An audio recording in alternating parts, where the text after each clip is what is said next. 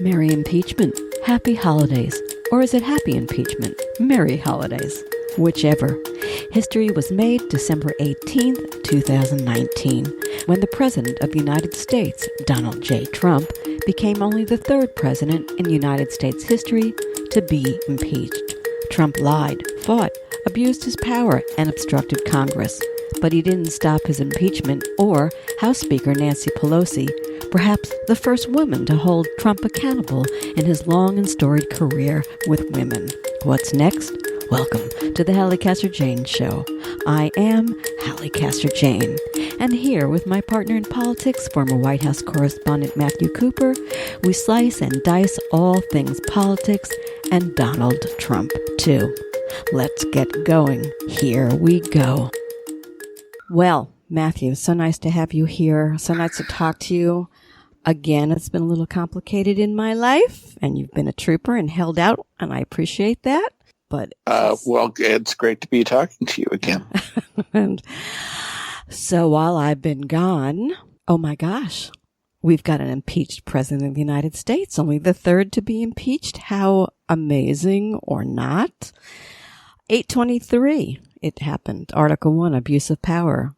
And let me say this, because it's not something I've been reading a lot, but he got more votes for impeachment than any of the others who've been impeached. That's something. That's true. It's an interesting point. I hadn't seen that. Yeah. So how do you think it all went? Well, I guess pretty much the way we thought it would, that it would be essentially a party line vote, with only the smallest of exceptions. And,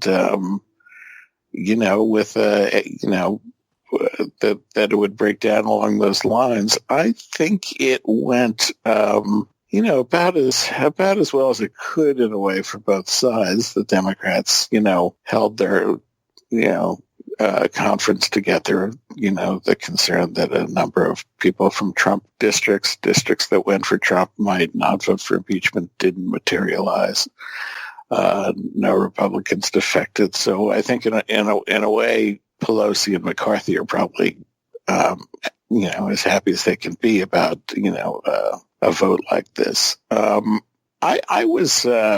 guess I'm struck by how much is still left on the table in terms of the impeachment resolutions. I mean, just one thing, Mueller revealed, and this was not a question of dispute, that Trump, asked his White House counsel, Don McGahn, to, manufacture a document.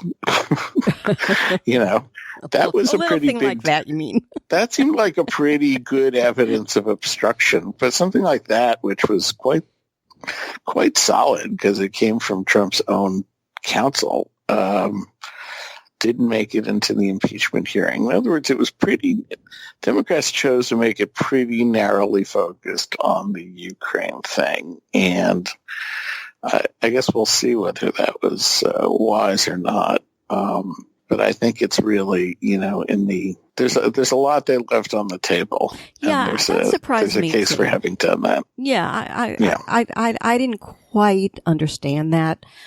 Keep it simple, stupid, I think was what Nancy wanted. And the two articles, by the way, there are some who would dispute one or the other.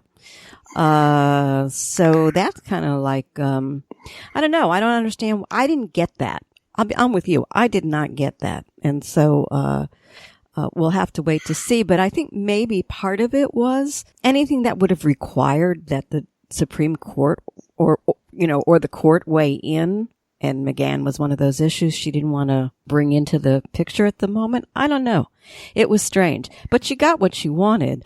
And I think that the point that I was watching this thing, I was like, no one is defending his character on the Republican side, nor on the Republican side are they disputing the facts. I mean, it was really a show, right? Yeah, I think more or less. I mean, there were some crazy speeches. Jeez, you think? Well, the ones that come to Jesus, and I didn't listen to everything, but there was one that There's one guy who just kept saying, like, the impeachment of Andrew Johnson was a stunt.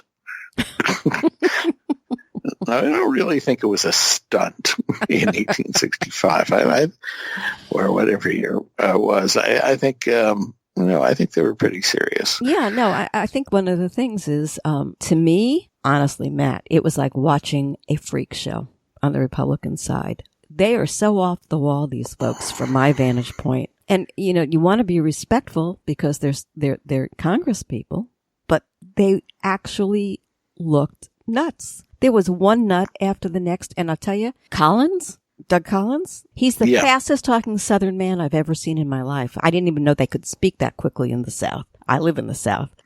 It's like, who's going to shout louder? Who's going to talk faster? Maybe we don't really want anybody to hear what we're saying. And so we're going to it was crazy. If you were at the circus, there wouldn't be such great characters. Honestly. Yeah. I mean, a few were more, some circumspect. Is that the word? Yeah, some were more circumspect. Some got closer to a reasonable point, which is like, is this really impeachable? But others were just, kind of in a tear. I actually thought the rhetoric was not great on both sides, just his speech making, all the floor statements. Steny Hoyer, I thought, was reminded me of something that we used to know in Congress. Yeah. Well, there was not a lot of, efforts at persuasion. It was just sort of, ratification for people who agree with you. But that's where we are today. That is where we are. So we find ourselves here today in an interesting position about whether and when the House sends this to the Senate. I have to say, I have been tweeting that for weeks. I might have even said it on air 2 weeks ago that I didn't think that if they'd voted it in, they should send it over. And it's working because he's absolutely losing his cookies, Mr. Trump, which is in and of itself worth watching. Right. It's not going to work on McConnell, but it'll work on Trump. Right. And, that's... As psyops. Right. I mean, it's fascinating how thin-skinned he is and how self-defeating he is at his worst. I'm not sure it's not going to have an effect on McConnell.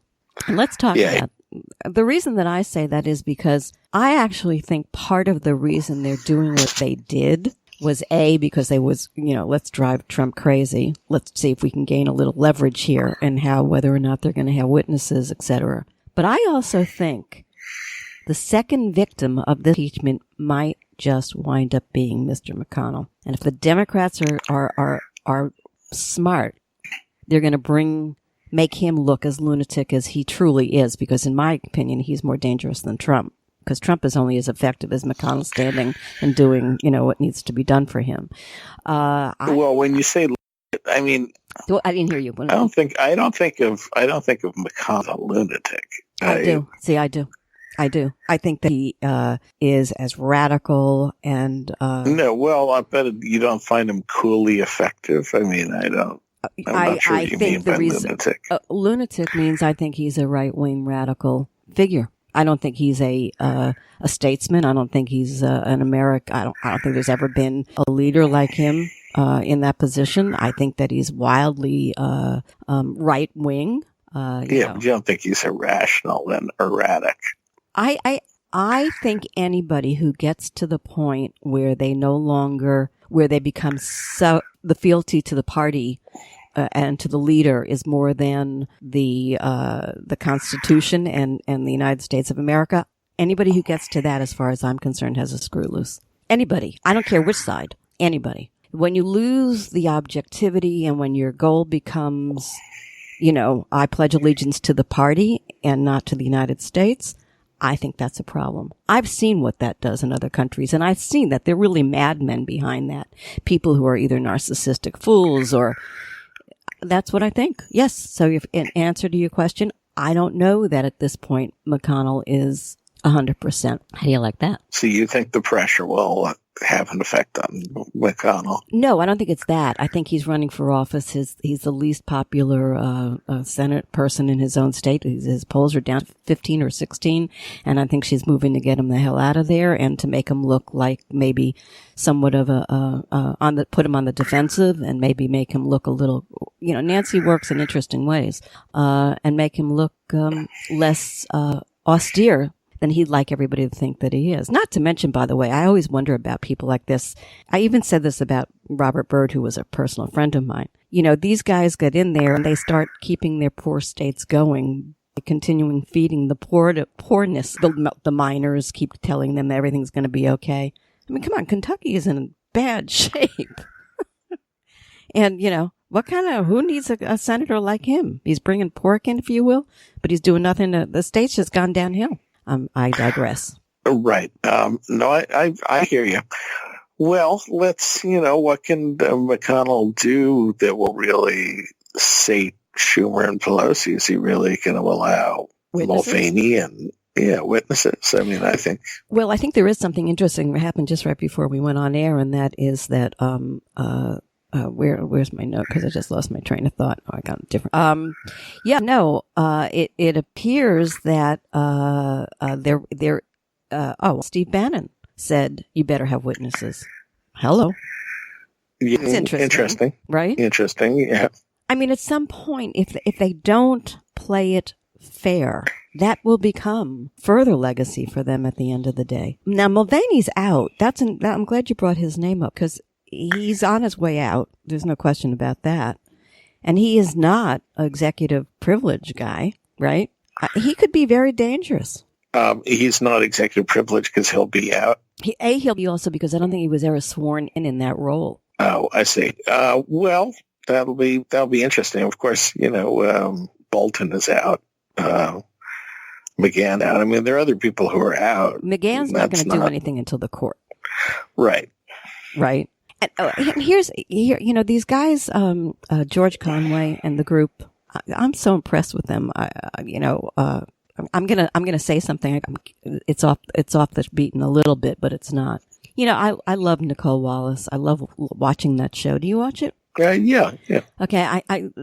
Some of the most insightful talk ever that I've ever seen on any of these, talk shows. But I have to say, she's a Republican, and almost everybody on her show on a daily basis either were Republicans, have Republican sentiment, even if they've departed the party at the moment. It's very insightful, because you get the Republican thinking point of view, which is you and I have discussed ad nauseum. Democrats don't think like Republicans. So it's interesting to watch from that point of view. It's insightful. But these guys, and include what's going to happen to them when Trump's gone? Do they go back to the Republican Party? B, I think that it's interesting in terms of what's happening here to listen to all of that, and the never Trumpers or the no Trumpers, whatever they want to call themselves, and their position on all of this right now. It's utterly fascinating. They're giving the Dems cues.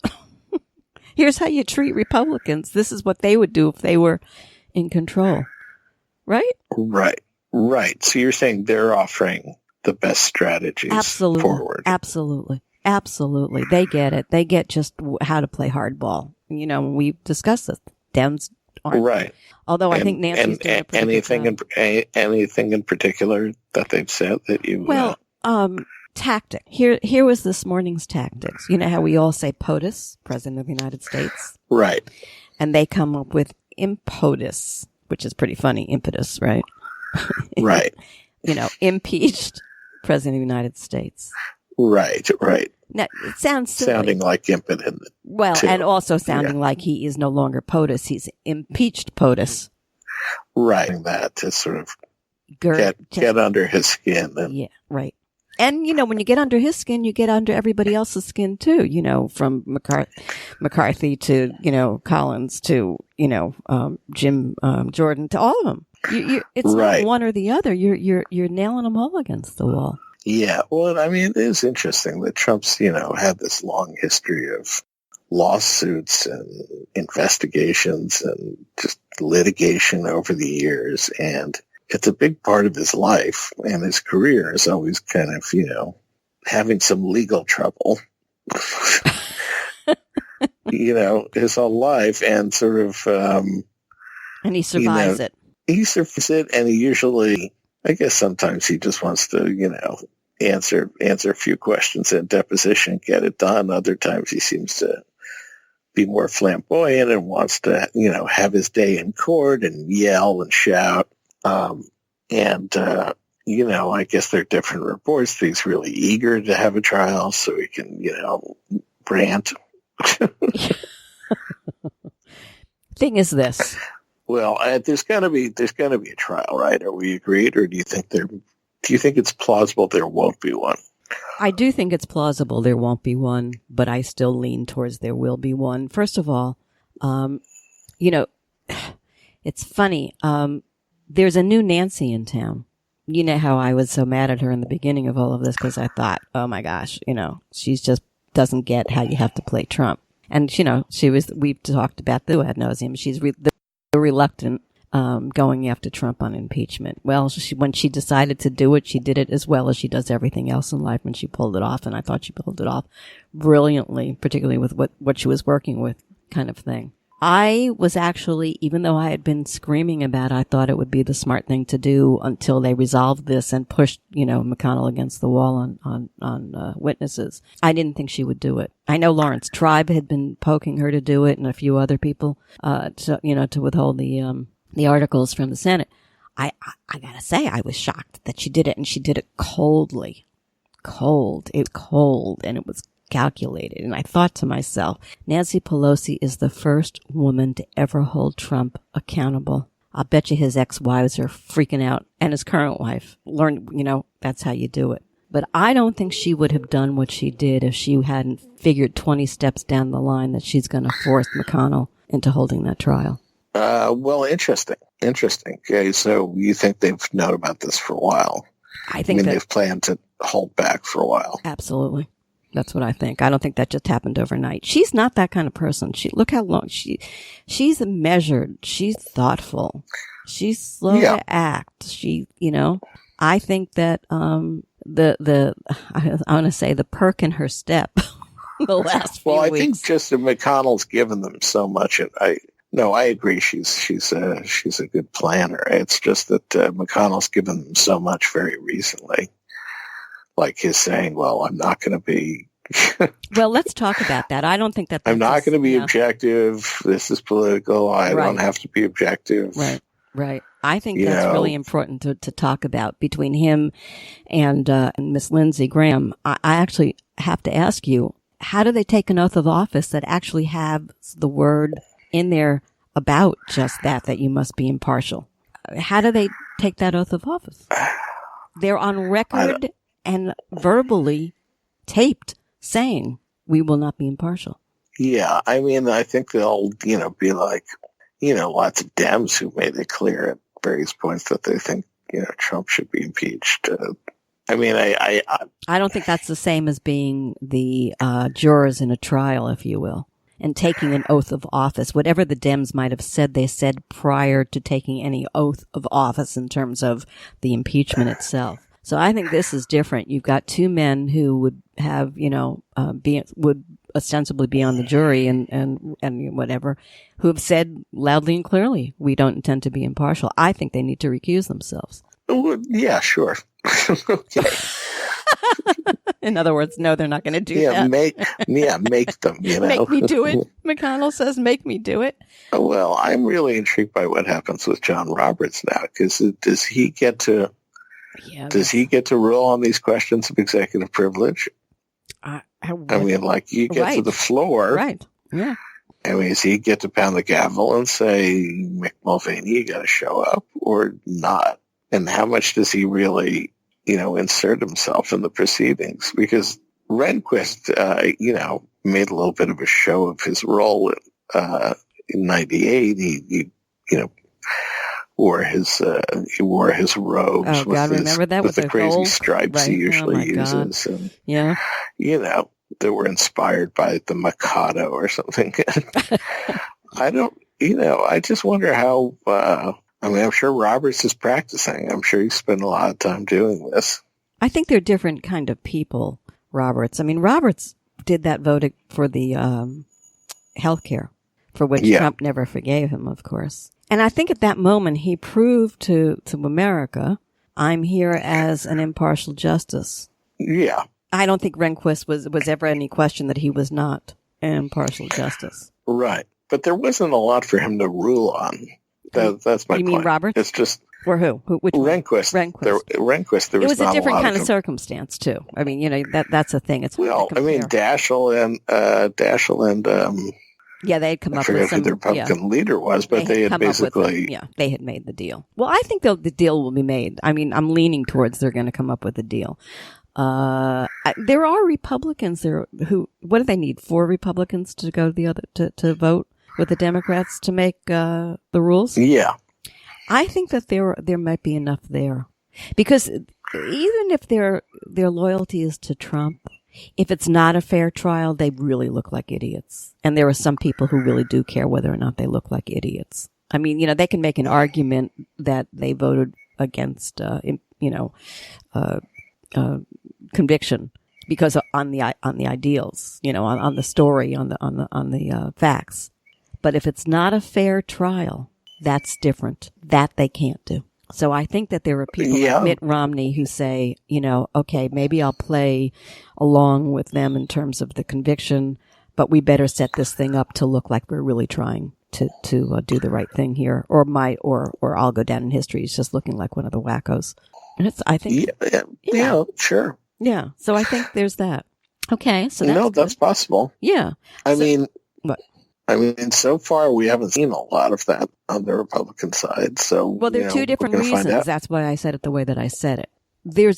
You can argue till you're blue in the face facts in a way. No, I understand what you're saying. You got it. Right. You're saying you could get 4 for a trial, and I think it's possible. Yeah. But I could also see it going the other way. That just, they get 2 who vote for a trial, and then, Mitch gets his way. And you have a very truncated procedure.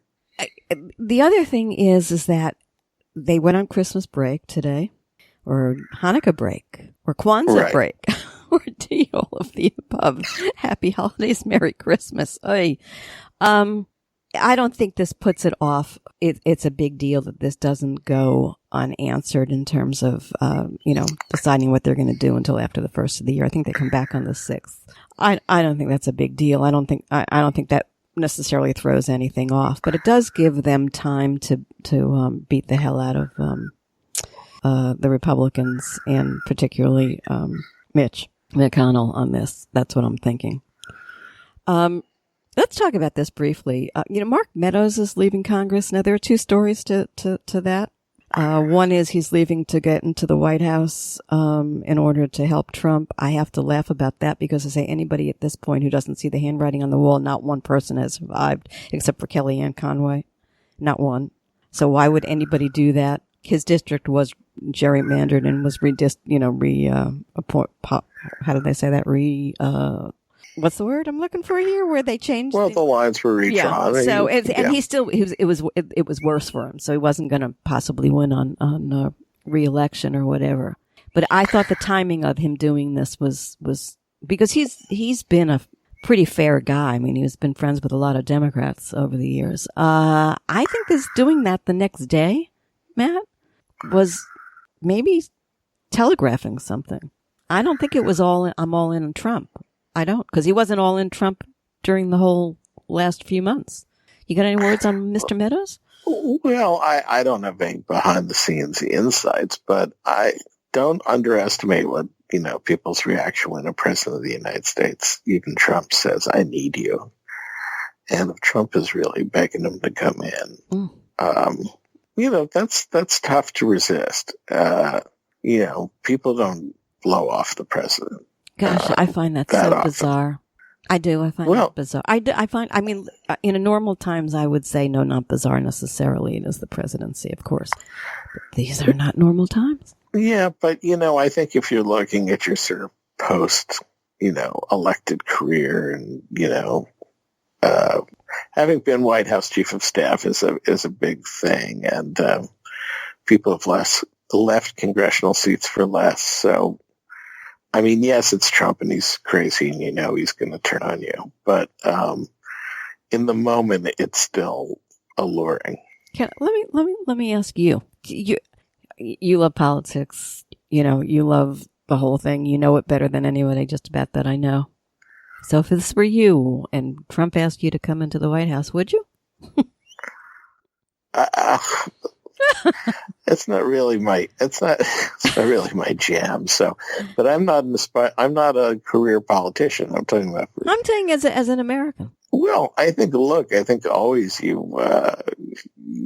I think unless you're utterly resistant, most people don't turn down chances to work in the White House. Some do, but most don't. I think I would. Well, I mean, I'm not talking about me. I'm just saying. No, I'm asking you. Because this is insight into how people are. I mean, and what we do, but everything's so topsy-turvy. It's so crazy. So let's not go down that road. But let's go to the next I really one. don't think Meadows is in that much danger in his congressional seat. I mean, he'd have to work harder, but I think he'd be okay. But it's, You are listening to the Halli Casser-Jayne Show. The Halli Casser-Jayne Show posts new podcasts Wednesdays, 3 p.m. Eastern, and is available wherever you listen to your podcasts. Find us on Google Podcasts, Apple Podcasts, Stitcher, on all your favorite apps. You'll find the podcast on your Alexa device, too.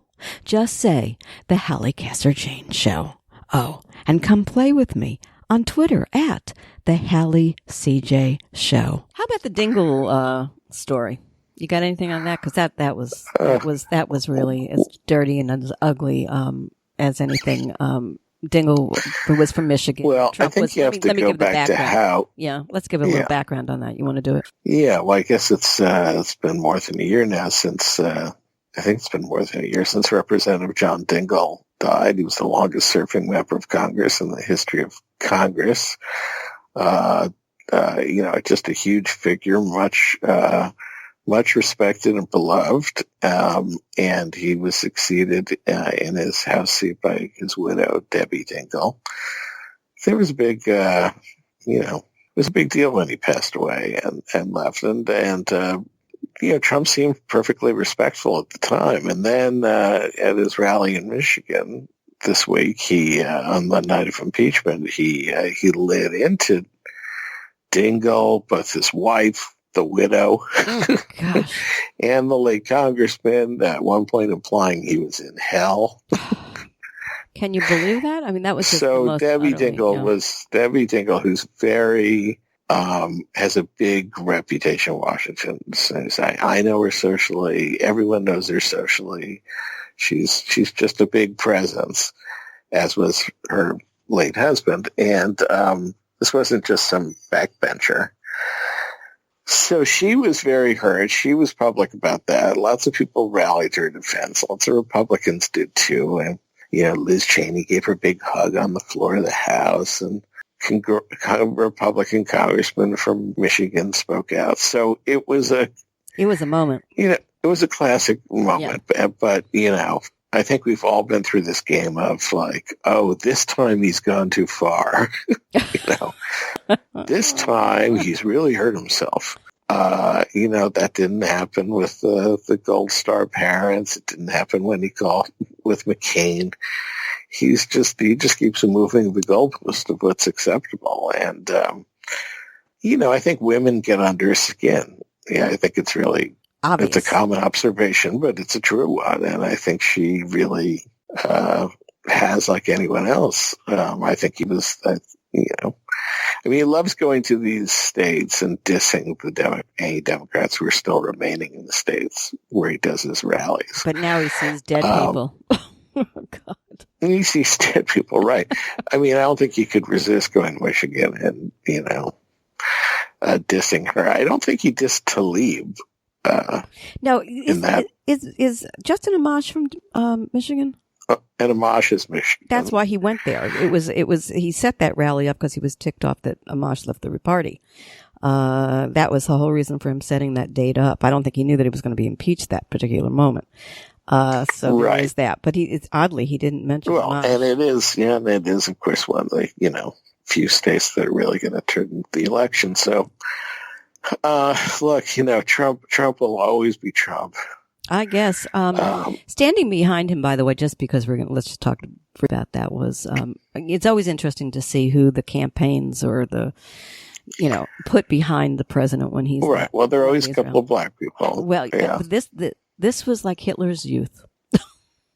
Was it any different than other rallies? They were all blonde. Had? They were a little. No, this time they were younger. I actually didn't see any black people in Michigan on that thing, but I did see all these blondes with their red caps on and very, very, very, very young. Because I think now he's going to. Well, it did definitely skew a little younger. Yeah, he's got to mine votes, and he's now going to. Because he doesn't have the votes for whoever were the original voters for him. So he's going to go into, he's going to try and get the blacks and he's going to try and get the youth. I think that's where he's at. So, right. That's his story. The only other thing I want to do on this is, just as far as Jim Jordan let's just talk Kevin McCarthy. I have to tell you, I think he's the most ineffectual person. He's got no verve. And he's not smart. And you read his tweets. I don't know who's writing his tweets for him, but you just say to yourself, come on. Yeah. Well, remember, he was going to be speaker and got passed over for Paul Ryan because he had said that idiot line about, Hillary. He gave the game up and said, oh, yeah, we started a Benghazi committee to get her poll numbers down. I mean, he's not the brightest light bulb in the room. I have to say that. Speaking of Hillary, she was very quiet after impeachment. Did you see anything that she tweeted? I didn't see anything. No, I mean, she'd been, outspoken a week or two ago on this Howard Stern interview where she talked about all the people who want her to run. Right, and that was it. That was the end of it. Interesting. I'll go look that up.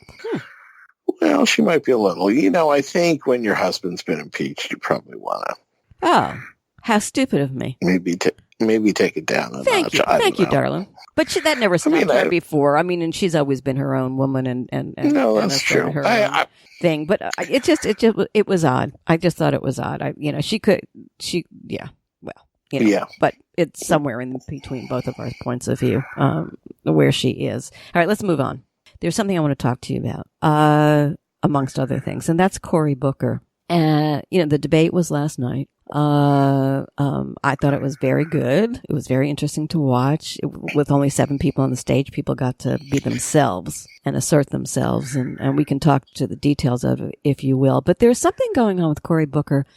Probably nobody in America would be observant of except for this crazy mind of mine. And that is, I have noticed, Matthew, that CNN and MSNBC are doing everything in their power to keep this guy alive. He's never been on TV more on both of those networks than now. Interesting, not as much anybody else.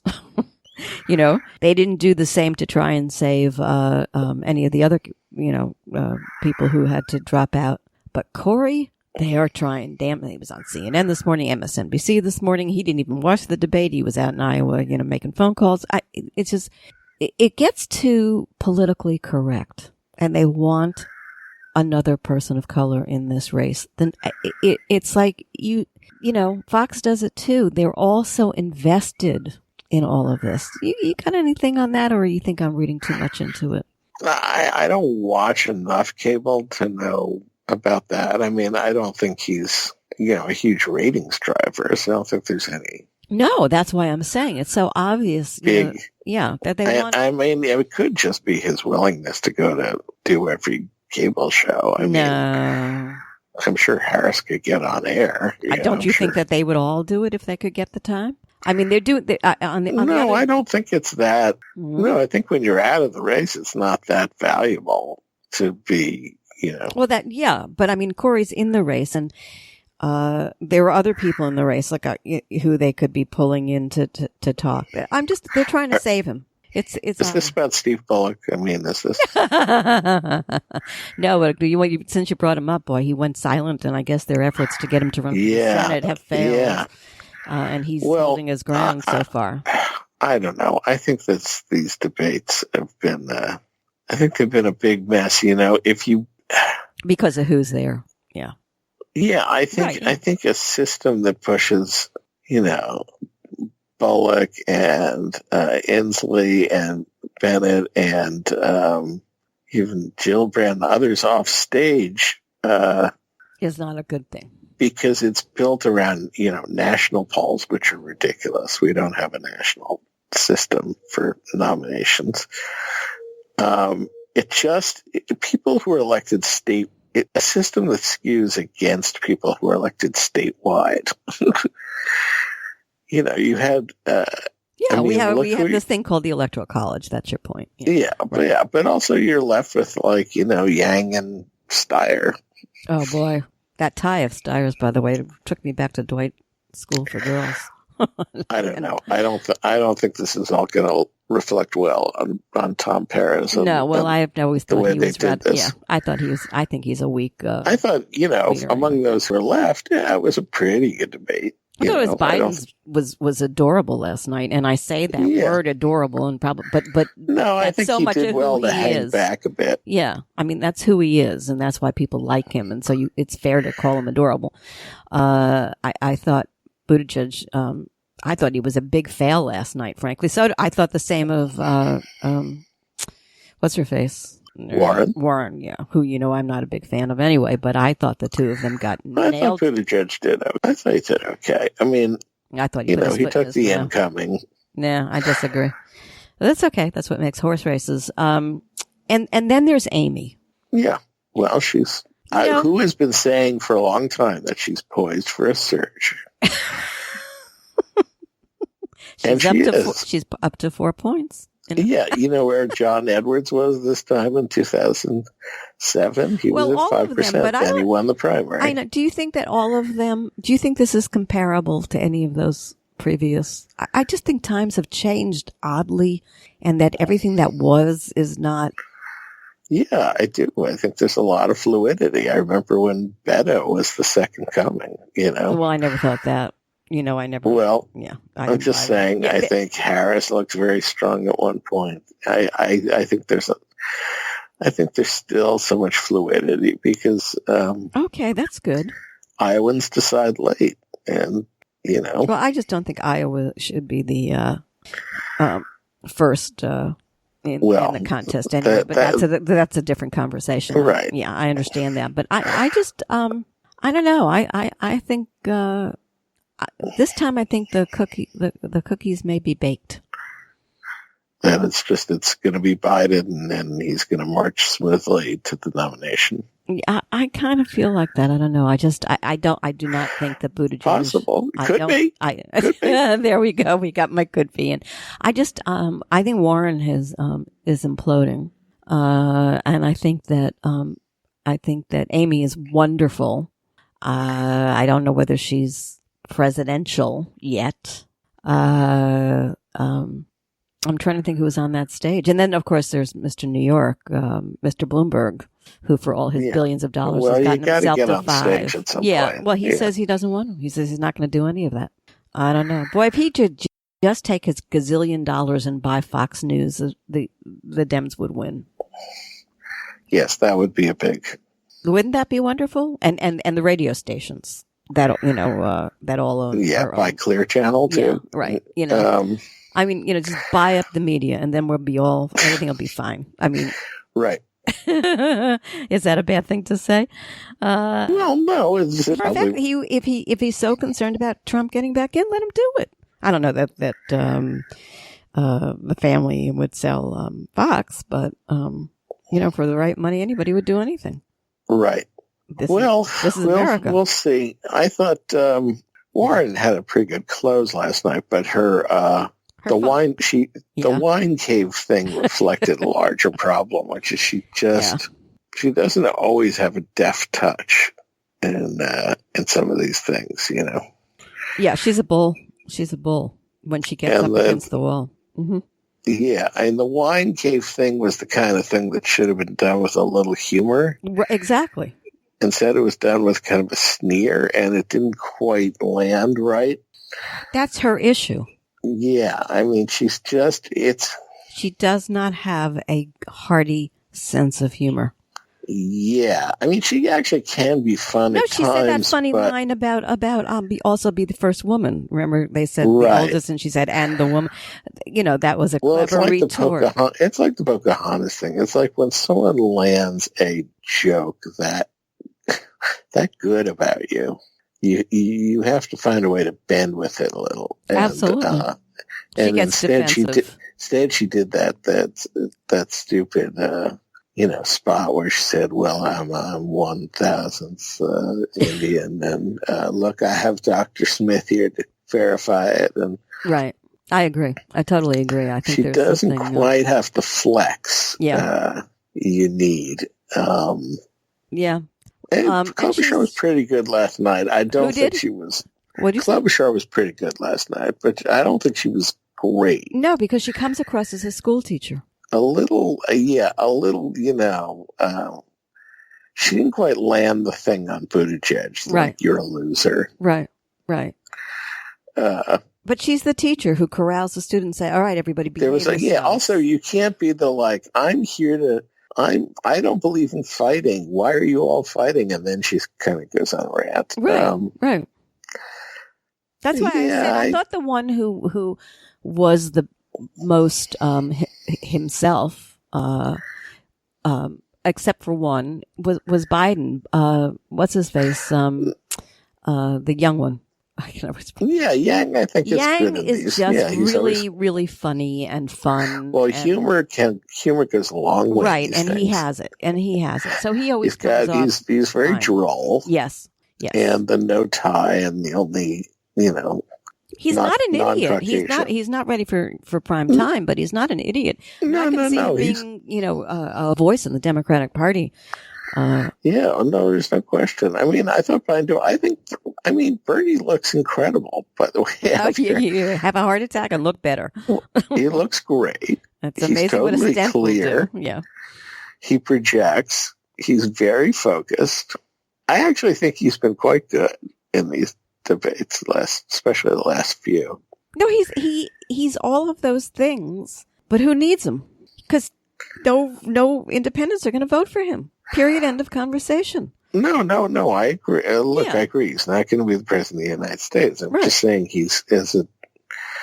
I mean, look. I think in the debate he's pretty. Yeah, he's pretty good. And since he doesn't really. When he goes on the attack, he does it pretty effectively. Like, he does the "my friend" thing, and he's a little disarming. And he's Bernie, but he's not. He's more deaf than Warren, No, he has that twinkle too. By the way, same one you have. Yeah. The same one you have. That I wish you do. I wish you have it. You have it. No, I'm just completely. No, No, that's I'm Tulsi Gabbard. No. I just stare into the lens. No, how about better. Tulsi? By the way, oh boy, how about Tulsi? How was that weird or what? I mean, what is her story? I mean, go home to Hawaii and get on a paddle board. I'm sorry. No. She's problematic. I mean, she really, really is. How about our friend in New Jersey? Well, yeah. I mean, that was Jeff Van Drew, from the dentist from South Jersey. The guy has been forever in Democratic politics. Forever. Yeah, 20 years in the State House. I mean, come on, right? What the hell does Trump have on him? He sat in that Oval Office. It's unbelievable to say you have my undying loyalty. I was going to say, he sat in that Oval Office. You have also generally when these people do the conversions, it's to the party and not to the man. They say the Democratic Party left me. I'm a Republican now. I believe in the Republican Party. They don't say you have my devotion, dear leader. What's with New Jersey? By the way, both Matt and I are in New Jersey. We're Jersey girl and boy. What's the story with Van? Everything is like Van Drew and Van in New Jersey. You ever notice that? A lot of Dutch or something. I don't know. I don't know, but this morning he tried to walk it back. He said, "Did I say that really?" Yeah. I think you said, did I read it on your Twitter feed? I don't remember where. Maybe I'm wrong. Somebody said it. When these guys defect like this, it doesn't generally end well for them. Was that you? Yeah. I mean, it usually, especially when it's fairly abrupt, you know. I mean, there are people like there are a few, Texas congressmen who switched parties over the years to, it's the state. They were conservative to begin with. The state became more Republican. They switched. Like Phil Gramm was a Democrat, and others. In that sense, it's a little more evolutionary. In this case, it's like just looks more craven. So, like I said, what does Trump have on him? Because Trump has, Trump carries on about all those dossiers on him. He's got a dossier on every single person. By the way, Lindsey Graham, can I just bring this up also about Lindsey? His poll numbers are like dicey in South Carolina right now. I find that fascinating. And by the way, since that poll came out, he's been far more quiet than he had been in the last few weeks. So he's looking at that. I don't think they have to have anything on Van Drew. You don't think what?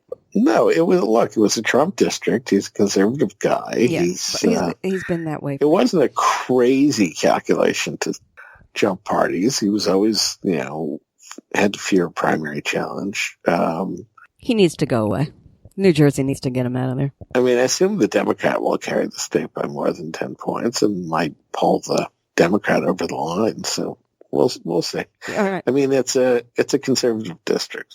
I understand, but it's not a super conservative district. Like it went for Obama by a fair amount. Well, that's what I'm saying to you. I think, but it went for Bush over Kerry. So you don't think Trump had anything on him? I think Trump has something on everybody. I know you think that's, but I do. Life would be more interesting if he did, but I don't know. So because if he doesn't have something on everybody and they're all following this wackadoodle human being, then I say then they're all just as crazy as he is. So hello, I'd rather say he has something on me than say I'm just following him because he's so brilliant and he's doing so much for the good. Because if Mike Pence fear of being as we've talked about this before, I think fear of being primaried is just an incredible motivator, and that was an issue for Graham for a while when he was seen as too distant from Trump. Term limits. We need term limits. Sorry, we need term limits. Okay, I gotta do a little bit of a lightning thing here. I want to make mention of three things before we part. One is Sarah Huckabee Sanders put her foot in her big fat mouth last night with Biden and started mocking him on the stuttering thing. It was a bad moment for her. I will say this: she did apologize. I don't know if I bought her apology because she said I didn't know. Who didn't know that story about Biden? I mean, come on, but. I was interested in the fact that all Republicans were watching that debate like crazy last night. All of them. There wasn't one who I know who wasn't watching it. So, I don't know if you have anything to say there. She's really horrendous human being. Yeah, I mean, it just was an ugly moment. I find her explanation implausible, but at least, that's it. She apologized, so that was at least she walked it back. Right. Yeah. So, okay. So that was something, and, hell freezes over. The new trade deal, the USMCA, the new NAFTA, if you will. I just want to make a point about that very quickly, which is that deal could not have gotten passed without Nancy. And it is not Trump's deal. If you read it, it's Nancy's deal. And I think that's fascinating. And I want to see how the Democrats play that because they're going to try and use that a little bit in the next few months, kind of thing. You got anything on that? It's a trade deal, folks. It's just the new. Just that it gives you a little insight into what life would have been like on Earth 2. If on Earth 2, where Trump was, say 30% less crazy and 20% less corrupt, and like wanted to do infrastructure. There could have been a lot more things like this. How many bills are sitting on McConnell's desk? 300? Yeah, right. Well, there's, yeah. How much do they just pass to keep the government running? Well, that's a whole other thing, how much they're spending. Okay. Yeah. It's all very crazy. All right. Christmas. Merry Christmas. Happy Hanukkah. Happy Kwanzaa. Yes, happy everything. Happy everything. From Republicans, let's cut off your food stamps to millions. Ho, ho, ho. Ho, ho. The hell? What the hell? In states that he needs. The very states that he needs. Yeah, but as you can see from this judicial ruling that you're referring to, nothing's going to happen before. You're talking about the Affordable Care Act. Yeah, Affordable Care Well, Act. the food stamps thing, he went around the bend because Congress said no last time. We're not going to pass the thing if that's in there. And so he's doing it from inside the department, and it's really ugly what he's doing. Ugly, ugly, ugly. And I just needed to say that because there's something wrong with these people. Do you know that the big ticker on the tax cut was that tax cut? You know what it really wound up being, Matt? It was Trump writing a legislation so that he wouldn't have to pay taxes, which is the reason he doesn't want us to see his taxes, because he paid no taxes illegally. Now he could do it legally. These companies nobody paid any taxes. There were loopholes all in this thing. It's nuts. And they want to cut off, $3 million in food stamps. Look, this is, I hate Republican crap like this. This just makes me crazy. No, it does. It's just, and like I said, ho, ho, ho, Merry Christmas. But how do you really feel? Well, Merry Christmas, Halli. No, Happy Hanukkah. And Happy Hanukkah. Okay, and here's the last thing, and I'm gonna put this out there, kiddo. Fully half of active duty military are unhappy with Trump. Now, Democrats, if you don't use that, I don't know what chance you have of getting your person into the White House. That's massive. That's huge. What do you think? I haven't seen that report. I think you always try to, get those votes where you can. And, he's all about military and guns. This is why I'm saying to you, this is a big deal. This is a big deal. To me, this is very, very, very, very big. And, you don't get the respect of, you're the commander in chief and you don't have the respect of the people who are, you're commanding. That's, and your whole thing is, I'm going to do for the military and for the veterans. I think you got a problem. Yeah. And, again, this is one of those things that the Democrats need to make hay out of, and I'm waiting.